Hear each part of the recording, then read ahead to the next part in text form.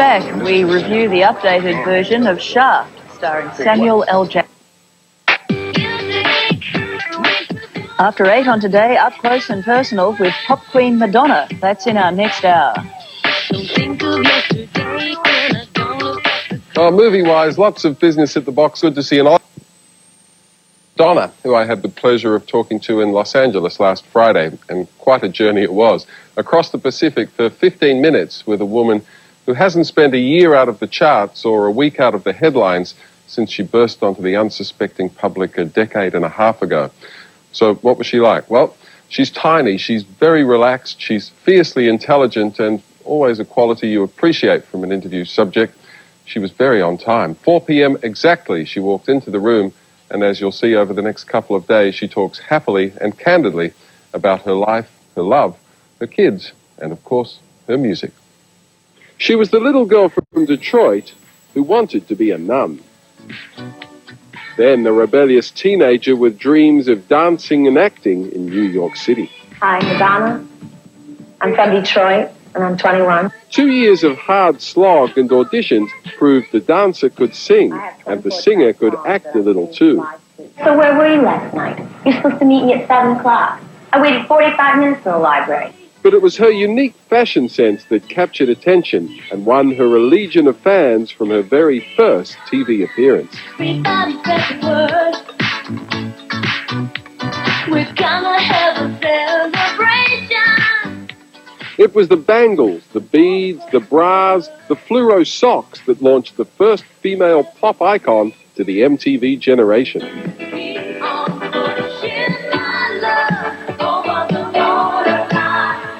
She created controversy and tested convention in every conceivable way.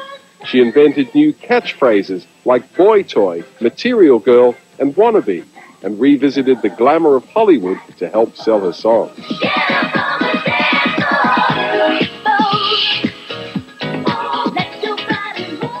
She sizzled musically and visually, writing songs that challenged the sacred issues of the day, even her beloved Catholic Church.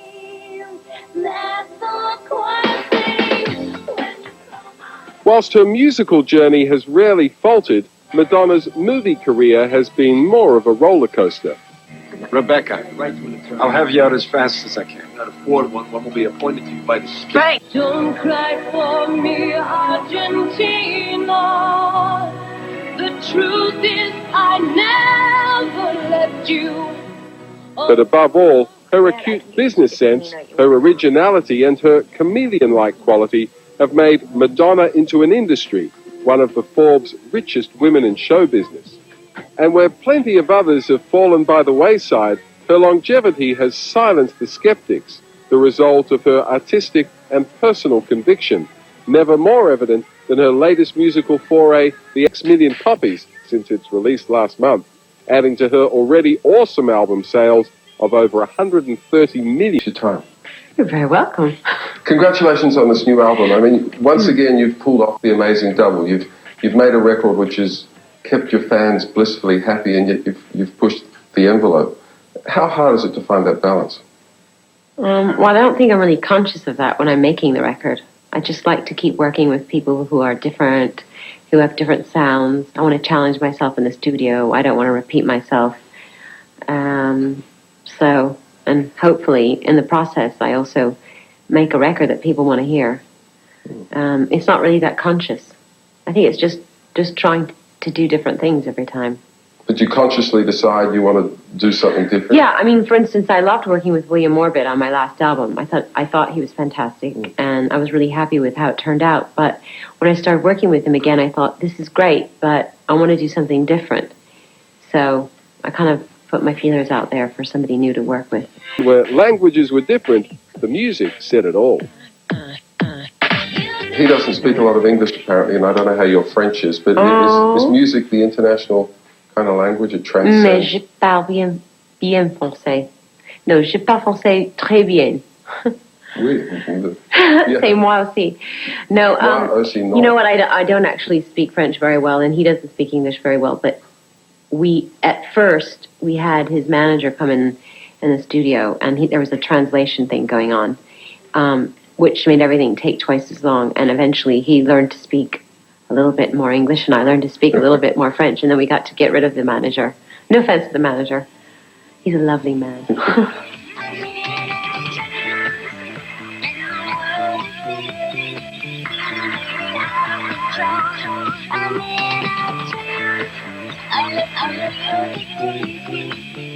My voice has been put through more effects and dehumanized in a way that I've never done before. I mean, we really did a lot of treatments on the vocals on some of the songs, and on the other songs we went to the other extreme and took every bit of effects off, so there's no reverb, there's no delay, there's nothing, and it's just really dry and upfront in your face, and that was something I hadn't done since my first record.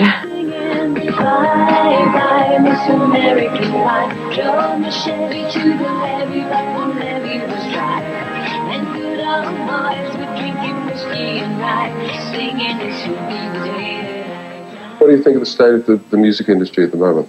Well, I think, everybody keeps complaining, that we've been inundated by all these teeny bopper bands or boy bands or teenager girl singers, whatever. But, it's just, I think it is a reflection of our society right now. And, the consumers are getting younger and younger, and that's what's going on in pop culture. And I think that there's going to be a reaction to it, like there was with the punk movement, I think something's going to happen. It's inevitable. They all cite you as a role model, a lot of them, Britney and Christina and all those. Yeah. I'm very flattered.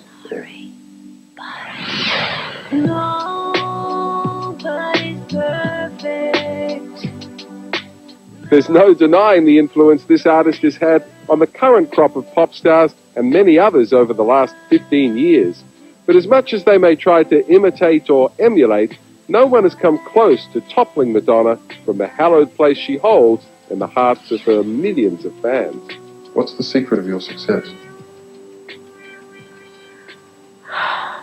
I think the fact that I don't like to repeat myself, the fact that I always like to try new things, to work with new people, to constantly challenge myself, and that I'm as interested in being entertained as I am in entertaining people in the working process. So I think that's the secret to everyone's longevity, to stay hungry, to stay curious, and to, be excited by your work.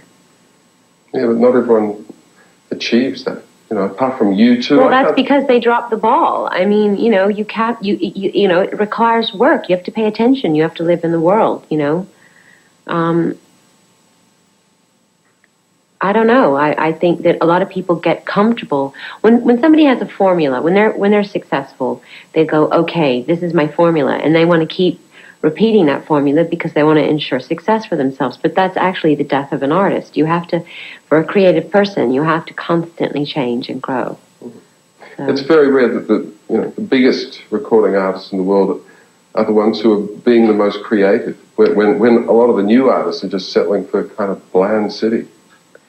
There's a lot of rubbish out there, isn't there? Yeah, but there's a lot of rubbish in pop culture. And then every once in a while something with integrity, makes its way up to the surface. And I think that's, people really celebrate that, not just in music, but in film or fashion or whatever. Here you go, the first installment of our Madonna interview. I've got to tell you, she's far more down-to-earth than you'd expect. She didn't check the monitor once, like a lot of them do, didn't fuss over herself. When her French hairdresser wanted to give her a last-minute do, she told him to nick off. Tomorrow she talks about her kids, her movies, and her man, movie director Guy Ritchie. I'm looking forward to that. I want to hear about kids' movies. You want to hear the personal stuff? Yeah, that's what I want. We have to talk about the music too. Oh, yeah, I know. She's got an album to play. I know. Okay. Tomorrow will be the day, folks. After the breaks. That's with Moore Park Supercentre, Castle Hill Supercentre, corner of Carrington and Victoria Streets, and 177 Parramatta Road, Auburn. Persian Carpet Gallery, a world of difference. Hey, you'd better get your skates on because the $5 jackpot lottery is now $2.5 million. You ought to buy yourself a lottery ticket. But hurry. Gold medal value. Holden Jackaroo SE with $3,000 extra value. Full bar, driving lights, side steps, roof racks, tow bar, and more. Gold medal value at your Holden dealer now. Thank you for your company this morning. Today we check out the second slab of our interview with Madonna, who, as she releases her new album Music, invited the Today Show to Los Angeles for a bit of a chat.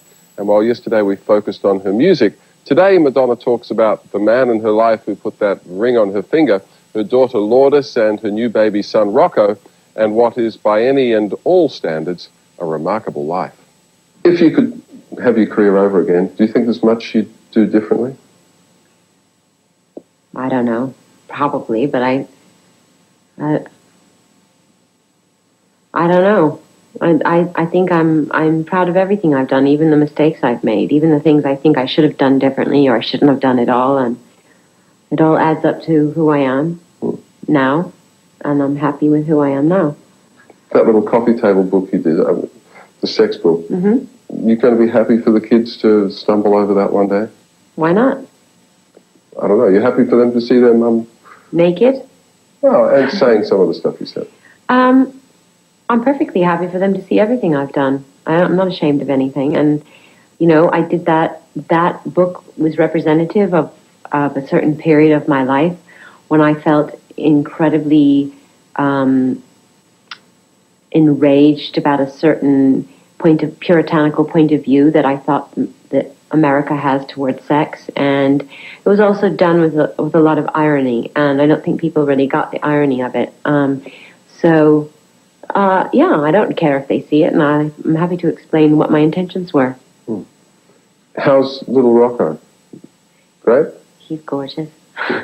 We read stories that his entrance into the world, if you'll forgive the expression, it wasn't all plain sailing. Well, he is my son, therefore he was very impatient. No, he was born early.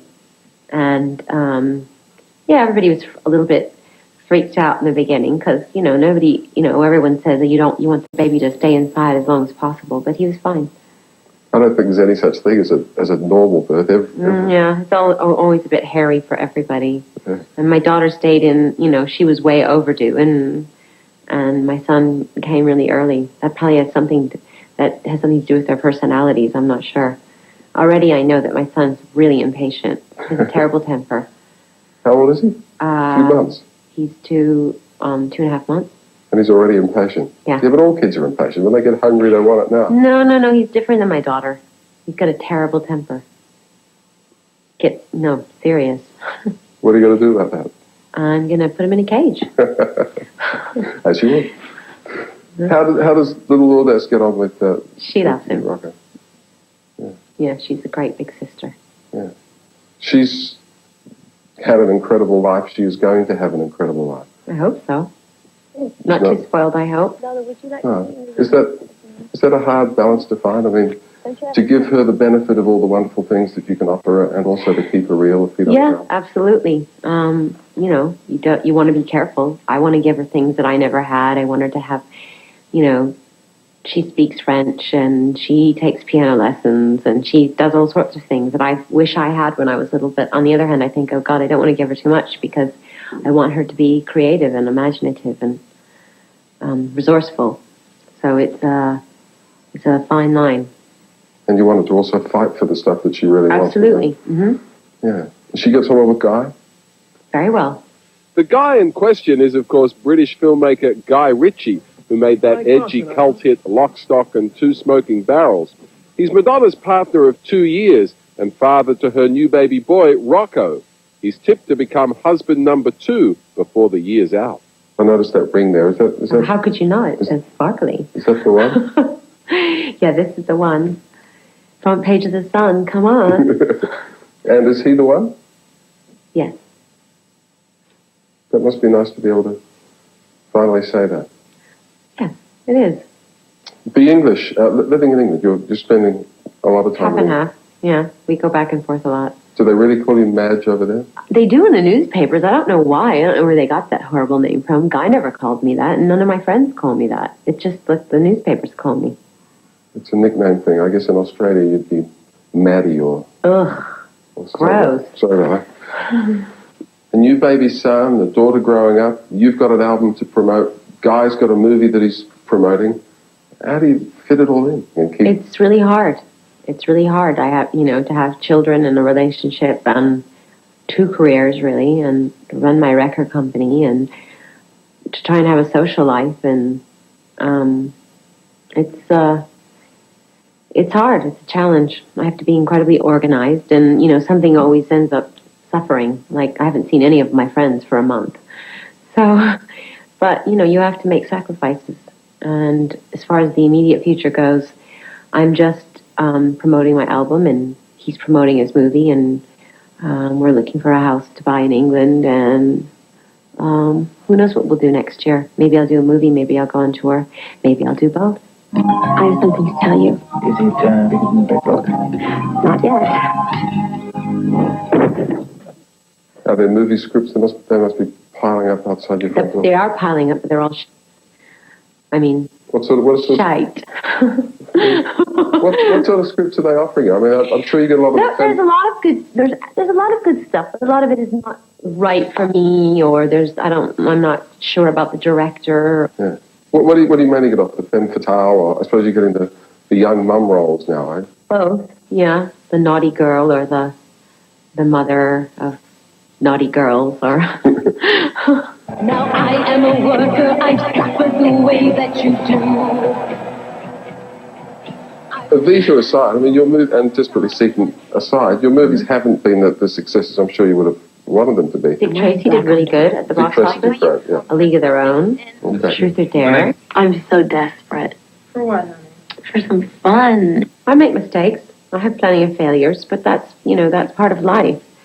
And if you look back at the career of any big star or icon or legend or whatever you want to call it, and you look at their body of work, everybody has ups and downs.